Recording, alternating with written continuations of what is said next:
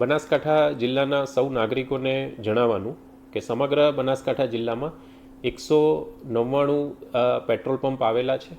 હાલમાં તમામ petrol pump ઉપર 31 લાખ લીટર કરતાં વધારે પેટ્રોલ અને ડીઝલનો સ્ટોક છે. સમગ્ર પરિસ્થિતિ ઉપર જિલ્લા વહીવટીતંત્ર દ્વારા મોનિટરિંગ રાખવામાં આવી રહ્યું છે. તમામ જે ઓઇલ માર્કેટિંગ કંપનીઝ છે તેની સાથે મિટિંગ પણ કરવામાં આવી છે. સૌ મારા બનાસકાંઠા જિલ્લાના નાગરિકોને વિનંતી છે કે સામાન્ય દિવસોમાં પેટ્રોલ અને ડીઝલની જે સરેરાશ વપરાશ છે તેના કરતાં છેલ્લા 12થી 24 કલાકમાં 3 ગણો વધુ જે ઉપાડ છે એ આ પેટ્રોલ પંપો ઉપર થયેલો છે, જે દર્શાવે છે કે અફવાઓમાં આવીને કે ગભરાટના લીધે લોકો પેટ્રોલ પંપ ઉપર અનનેસેસરી લાઈનો લગાવી રહ્યા છે.